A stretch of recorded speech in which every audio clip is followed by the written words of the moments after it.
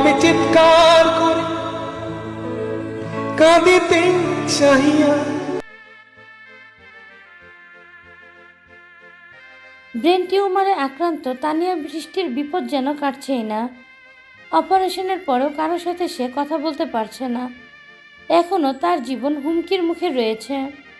এসব কথাই জানালেন তার পরিবার এবং তার পারিবারিক ডাক্তার। প্রিয় ভিউয়ার্স, তানিয়া বৃষ্টির এখন শারীরিক অবস্থা কেমন? বিস্তারিত জানতে ভিডিওটি না টেনে সম্পূর্ণ দেখতে থাকুন। অপারেশনের পর তানিয়া বৃষ্টির জ্ঞান ফিরলেও কথা বলতে পারছে না সে। পরিবারের লোকজন এখন বুঝতে পারছে না কি করবে তারা।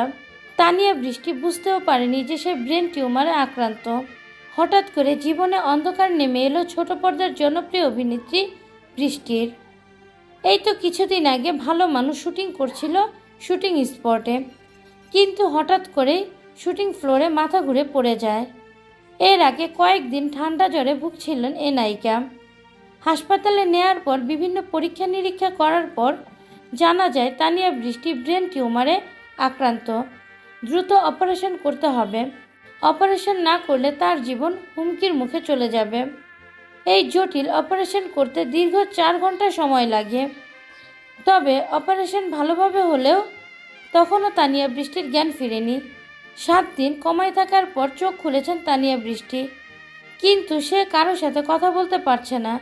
সে যেন সব কিছু ভুলে গিয়েছে। দু একটা শব্দ বলতে পারছে, আবারও সে ঘুমিয়ে যাচ্ছে। প্রচণ্ড মাথা ব্যথা তার।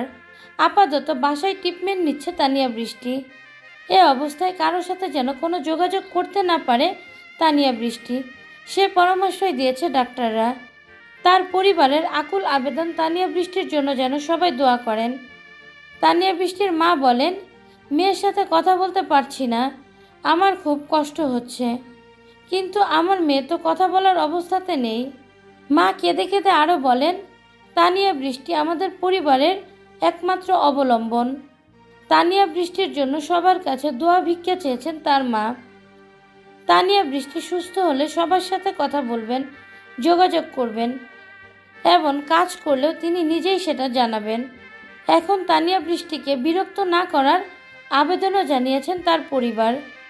প্রিয় ভিউয়ার্স, তানিয়া বৃষ্টিকে নিয়ে আপনাদের কোনো মতামত থাকলে অবশ্যই সেটা জানিয়ে দিবেন আমাদের কমেন্টের মাধ্যমে।